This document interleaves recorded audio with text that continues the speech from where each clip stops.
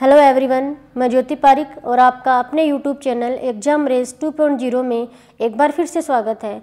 आज के वीडियो में हम अपने राजस्थान के भूगोल में राजस्थान के जो अपवाह तंत्र है उससे संबंधित कुछ महत्वपूर्ण क्वेश्चन सीरीज हम करने वाले हैं। तो चलिए हम शुरुआत करते हैं और आज का हमारा पहला क्वेश्चन है, राजस्थान के क्षेत्रफल के कुल कितने प्रतिशत क्षेत्रफल पर आंतरिक प्रवाह प्रणाली पाई जाती है। ऑप्शन नंबर 1 है 60.2% क्षेत्रफल पर, 60%, 70% और 45%। तो राजस्थान के कुल क्षेत्रफल के 60.2% क्षेत्रफल पर आंतरिक प्रवाह प्रणाली है वो पाई जाती है। तो यहाँ पे हमारा राइट आंसर हो जाएगा ऑप्शन नंबर 1। अगला क्वेश्चन है, राजस्थान का सबसे बड़ा नदी तंत्र किस नदी का है? चंबल नदी, बनास नदी का, माही नदी का, लूणी नदी का व चंबल नदी का। तो सबसे बड़ा जो नदी तंत्र है वो किस नदी का है? तो सबसे बड़ा नदी तंत्र है चंबल नदी का। तो यहाँ पे हमारा राइट आंसर हो जाएगा ऑप्शन नंबर 4। अगला क्वेश्चन है, चंबल नदी का उद्गम स्थल कहाँ से है? तो हमें जो सबसे बड़ा नदी तंत्र है चंबल नदी का, उस चंबल नदी के उद्गम स्थल के बारे में बताना है कि इसका जो उद्गम स्थल है वो कहाँ से है। जनापावा की पहाड़ियाँ, खमनोर की पहाड़ियाँ, गोगुंदा की पहाड़ियाँ व नाग पहाड़ियाँ। तो देखिए चंबल नदी का उद्गम स्थल जनापावा की पहाड़ियों से है, जो कहाँ पे है? मध्य प्रदेश में, एमपी में स्थित है जनापावा की पहाड़ियाँ, वहाँ से चंबल नदी निकलती है। और राजस्थान में यह है चौरासीगढ़, राजस्थान में चौरासीगढ़ चित्तौड़गढ़ के पास राजस्थान में प्रवेश करती है और इसका उद्गम स्थान है जनापावा की पहाड़ियाँ मध्य प्रदेश से। ठीक है। अगला क्वेश्चन है, चंबल राजस्थान में कहाँ प्रवेश करती है? तो अभी अभी मैंने बताया है कि जो चंबल नदी है वो राजस्थान में कहाँ प्रवेश करती है? चौरासीगढ़ चौरासीगढ़ कहाँ पे स्थित है? चित्तौड़गढ़ में स्थित है। और यहाँ से ही जो चंबल नदी है वो राजस्थान में प्रवेश करती है और इसका उद्गम स्थान है जनापावा की पहाड़ियाँ मध्य प्रदेश से। ठीक है। तो यहाँ पे हमारा राइट आंसर हो जाएगा ऑप्शन नंबर 1। चलिए अगला क्वेश्चन है, चंबल अपना जल कहाँ ले जाती है? इटावा जिले से यमुना में, आगरा में यमुना में, इलाहाबाद में, कानपुर में, गंगा में। मतलब जो चंबल नदी है वो जनापावा की पहाड़ियाँ मध्य प्रदेश से निकलती है और राजस्थान में चौरासीगढ़ चित्तौड़गढ़ के पास प्रवेश करती है। और राजस्थान में बहती हुई यह जो चंबल नदी है वो कहाँ पर मिलती है? तो देखिए इटावा में मिलती है। ठीक है। और किस नदी में? यमुना नदी में। मतलब चंबल नदी है जो यमुना की सहायक नदी है, तो मतलब ये चंबल नदी है यमुना में मिलती है। और किस स्थान पर मिलती है? इटावा, उत्तर प्रदेश में इटावा में यह जाकर यमुना नदी में मिल जाती है। तो यहाँ पे हमारा राइट आंसर हो जाएगा ऑप्शन नंबर 1। अगला क्वेश्चन है, बनास नदी का उद्गम स्थल कहाँ है? खमनोर की पहाड़ियों से, गोगुंदा की पहाड़ियों से, नाग पहाड़ियों से, जनापावा की पहाड़ियों से। तो देखिए जनापावा की पहाड़ियों से तो कौन सी नदी निकलती है? चंबल नदी निकलती है, जो भी हमने देखा है। ठीक है। नाग पहाड़ी से निकलती है लूणी नदी। ठीक है। अजमेर की जो नाग पहाड़ी है वहाँ से निकलती है लूणी नदी। ठीक है। और ये जो हम पूछी गई हमें बनास नदी, तो बनास नदी के बारे में हम देखें तो जो बनास नदी है वो है खमनोर की पहाड़ियों से निकलती है। खमनोर की पहाड़ियाँ राजसमंद से निकलती है। कौन सी नदी? बनास नदी। ठीक है। तो यहाँ पे हमारा राइट आंसर हो जाएगा ऑप्शन नंबर 1। अगला क्वेश्चन है, बेड़स नदी का उद्गम स्थान कहाँ है? खमनोर की पहाड़ियाँ, गोगुंदा की पहाड़ियाँ, जनापावा की पहाड़ियाँ व विराट की पहाड़ियाँ। तो देखिए विराट की पहाड़ियाँ हैं, वहाँ से तो निकलती है कौन सी नदी? बाणगंगा नदी। बाणगंगा, जयपुर में जो विराट की पहाड़ियाँ हैं वहाँ से निकलती है बाणगंगा नदी। जनापावा की पहाड़ियों से हमने देखा है कि निकलती है कौन सी नदी? चंबल नदी। ठीक है। मध्य प्रदेश में जनापावा की पहाड़ियों से निकलती है चंबल नदी। और खमनोर की पहाड़ियों से हमने देखा है कौन सी नदी निकलती है? बनास नदी। और बेड़स नदी है वो निकलती है गोगुंदा की पहाड़ियाँ से। गोगुंदा की पहाड़ियाँ हैं उदयपुर में, और उदयपुर में गोगुंदा की पहाड़ियों से जो बेड़स नदी है वो निकलती है। मतलब बेड़स नदी का जो उद्गम स्थान है वो कहाँ पे है? गोगुंदा की पहाड़ियाँ। ठीक है। गोगुंदा की पहाड़ियाँ उदयपुर से। चलिए अगला क्वेश्चन है, बेड़च, बनास व मेनाल का त्रिवेणी कहाँ है?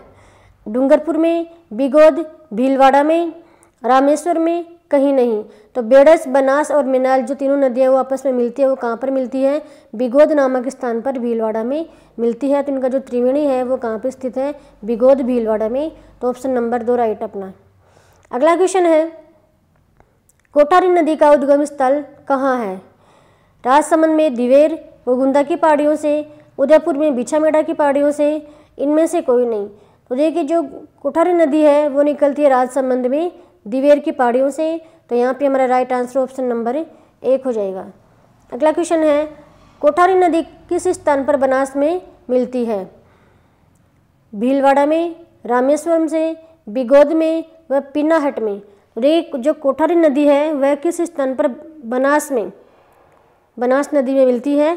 तो भीलवाड़ा में जाकर यह जो नदी है कोठारी नदी वह बनास नदी में मिल जाती है। अगला क्वेश्चन है, देवली टोंक नामक स्थान पर बनास में कौन सी नदी मिलती है? कोठारी नदी, खारी नदी, पार्वती नदी व मेनाल नदी। तो देखिए जो देवली स्थान है टोंक में, इस स्थान पर बनास में जो खारी नदी है वो आकर मिलती है। तो यहाँ पे हमारा राइट आंसर ऑप्शन नंबर 2 जाएगा कि मतलब जो बनास नदी में खारी नदी किस स्थान पर मिलती है? तो देवली नामक स्थान पर खारी नदी है वो बनास नदी में जाकर मिल जाती है। अगला क्वेश्चन है, जयपुर की विराट की पहाड़ियों से कौन सी नदी निकलती है? बाणगंगा, बनास, लूणी, काली सिंध। तो देखिए विराट की पहाड़ियाँ हैं जो जयपुर में स्थित है और यहाँ से जो बाणगंगा नदी है वो निकलती है। तो यहाँ पे हम राइट आंसर अपना ऑप्शन नंबर 1 हो जाएगा। अगला क्वेश्चन है, निम्न में से लूणी नदी की सहायक नदी नहीं है।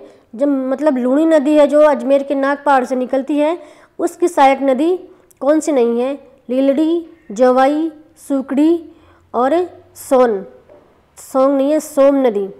ठीक है, तो हमें बताना है लूणी की सहायक नदियाँ। लीलड़ी लूणी की सहायक नदी है, जवाई भी है और सुकड़ी भी है। तो देखिए जो सोम नदी है वो लूणी की सहायक नदी नहीं है। तो यहाँ पे हमारा राइट आंसर हो जाएगा ऑप्शन नंबर 4। अगला क्वेश्चन है, बांसवाड़ा जिले में खादू के निकट कौन सी नदी प्रवेश करती है? ऑप्शन नंबर 1 है माही नदी, सोम नदी, साबरमती नदी व चंबल नदी। तो देखिए बांसवाड़ा जिले में खादू के निकट जो नदी है वो माही नदी प्रवेश करती है। तो यहाँ पे हमारा राइट आंसर हो जाएगा ऑप्शन नंबर 1। अगला क्वेश्चन है, वह कौन सी नदी है जो उदयपुर से निकलती है और गुजरात की मुख्य नदी है? वह जो नदी उदयपुर से तो निकलती है लेकिन गुजरात की मुख्य नदी है, वह कौन सी नदी है? माही नदी, नर्मदा नदी, साबरमती नदी या फिर ताप्ती नदी। तो देखिए जो साबरमती नदी है वो राजस्थान से तो निकलती है, उदयपुर से निकलती है और गुजरात की यह एक मुख्य नदी मानी जाती है। तो यहाँ पे हमारा राइट आंसर हो जाएगा ऑप्शन नंबर 3। अगला क्वेश्चन है, सांभर झील से नमक उत्पादन कार्य हिंदुस्तान नमक कंपनी द्वारा किया जाता है, यह किसका उपक्रम है? मतलब जो जयपुर में सांभर झील है उस सांभर झील से नमक का उत्पादन किया जाता है हिंदुस्तान नमक कंपनी के द्वारा। यह जो उपक्रम है वो किसका है? राज्य सरकार का है, निजी है, केंद्र सरकार का है या किसी का नहीं है? तो देखिए जो हिंदुस्तान नमक कंपनी है वह एक उपक्रम है किसका? केंद्र सरकार का। तो यहाँ पे हमारा राइट आंसर हो जाएगा ऑप्शन नंबर 3। अगला क्वेश्चन है, जयसमंद झील के सबसे बड़े व सबसे छोटे टापू का नाम क्रम से क्या है? बाबा का भाकड़ा व प्यारी व बाबा का भाकड़ा, टेबर व खेबर, कोई नहीं। तो देखिए जो राजसमंद झील में 7 टापू है, उन 7 टापू में सबसे बड़ा टापू कौन सा है और सबसे छोटा टापू कौन सा है, इनके बारे में हमें बताना है। तो देखिए जो बाबा का भाकड़ा है वह सबसे बड़ा टापू है और जो प्यारी है वह सबसे छोटा टापू है। तो ये हमारा यहाँ पे ऑप्शन नंबर 1 है जो राइट आंसर हो जाएगा। अगला क्वेश्चन है, राज्य के किन क्षेत्रों में प्रवाहित होने वाली नदियों का जल अरब सागर में मिलता है? पूर्व क्षेत्र में बहने वाली, पश्चिम तथा दक्षिण में, पूर्व तथा उत्तर में। मतलब राजस्थान के कौन सी दिशा में बहने वाली नदियों का जल अरब सागर में जाकर गिरता है? तो देखिए राजस्थान के पश्चिम और दक्षिण में, राजस्थान के पश्चिम और दक्षिण में जो भी नदियाँ बहती है उन सभी नदियों का जो जल है वह अरब सागर में जाकर गिरता है। तो यहाँ पे हमारा राइट आंसर हो जाएगा ऑप्शन नंबर 3। और पूर्व में जो बहने वाली नदियाँ हैं उनका जल जाकर कहाँ पर गिरता है? बंगाल की खाड़ी में, ठीक है। और पश्चिम तथा दक्षिण में बहने वाली नदियों का जो जल है वो गिरता है अरब सागर में। तो यहाँ पे हमारा राइट आंसर जो 3 है वो हो जाएगा, ऑप्शन नंबर 3 हमारा राइट आंसर हो जाएगा। अगला क्वेश्चन है, निम्न में से किस नदी का जल बंगाल की खाड़ी में मिलता है? पश्चिमी बनास, साबरमती व माही। तो देखिए किस नदी का जो जल है वह बंगाल की खाड़ी में गिरता है। तो देखिए बंगाल की खाड़ी में जो बनास नदी है उसका जल जाकर कहाँ पे गिरता है? बंगाली खाड़ी में। जैसे बंगाल जो बनास नदी है वह जाकर मिलती है चंबल नदी में, चंबल नदी मिलती है यमुना नदी में, यमुना मिलती है गंगा में, और इस प्रकार से जाकर पूरे अपवाह तंत्र के रूप में ये सभी नदियाँ हैं वह जाकर बंगाल की खाड़ी में गिर जाती है। तो यहाँ पे हमारा राइट आंसर हो जाएगा ऑप्शन नंबर 3। अगला क्वेश्चन है, बीकानेर जिले में कौन सी झील स्थित है? कोलायत, फाय सागर, पुष्कर झील, नक्की झील। तो देखिए नक्की झील है माउंट आबू में, पुष्कर झील है अजमेर में, फाय सागर है अजमेर में, और कोलायत है बीकानेर में। तो यहाँ पे हमारा राइट आंसर हो जाएगा ऑप्शन नंबर 1। अगला क्वेश्चन है, राजस्थान में सतही जल की उपलब्धता किस नदी में सर्वाधिक है? लूणी, चंबल, माही और बनास। तो देखिए सतही जल के बारे में पूछा गया है कि सतही जल की सर्वाधिक उपलब्धता किस नदी में है? तो चंबल नदी में सर्वाधिक जल की उपलब्धता है सतही जल की। तो यहाँ पे हमारा राइट आंसर हो जाएगा ऑप्शन नंबर 2। डूंगरपुर में बांसवाड़ा जिले की सीमा को कौन सी नदी अलग करती है? मतलब डूंगरपुर और बांसवाड़ा जिले की सीमा के ऊपर कौन सी नदी बहती है? सोम नदी, माही नदी, बनास नदी या फिर लूणी नदी। तो देखिए जो माही नदी है वह डूंगरपुर और बांसवाड़ा की सीमा का निर्धारण करती है, मतलब इन दोनों की सीमा के ऊपर यह नदी बहती है। और माही नदी ही जो राजस्थान में जो कर्क रेखा है उसको 2 बार काटती है। तो ये हमारा यहाँ पे राइट आंसर हो जाएगा ऑप्शन नंबर 2। अगला क्वेश्चन है, राजस्थान की एकमात्र नदी कौन सी है जो कर्क रेखा को पार करती है? तो देखिए मैंने अभी बताया कि जो केवल माही नदी है वह राजस्थान में बांसवाड़ा और डूंगरपुर की सीमा का निर्धारण करती है और कर्क रेखा को 2 बार काटती है। तो यहाँ पे हमारा राइट आंसर हो जाएगा ऑप्शन नंबर 2। अगला क्वेश्चन है, गेप सागर झील किस जिले में स्थित है? उदयपुर में, प्रतापगढ़ में, बांसवाड़ा में या फिर डूंगरपुर में। तो देखिए जो गेप सागर झील है वह डूंगरपुर में स्थित है। तो यहाँ पे हमारा राइट आंसर होगा ऑप्शन नंबर 4। अगला क्वेश्चन है, गढ़सीसर सरोवर कहाँ स्थित है? माउंट आबू में, उदयपुर में, जैसलमेर में या फिर बीकानेर में। तो देखिए जो गढ़सीसर सरोवर है वह जैसलमेर में स्थित है। तो यहाँ पे हमारा राइट आंसर हो जाएगा ऑप्शन नंबर 3। तो आज के वीडियो में हमने राजस्थान की जो अपवाह तंत्र है और कुछ झीलें हैं उनके बारे में महत्वपूर्ण क्वेश्चन हमने किए हैं। नेक्स्ट वीडियो में हम नेक्स्ट टॉपिक से संबंधित कुछ क्वेश्चन लेके आएंगे। तब तक के लिए धन्यवाद।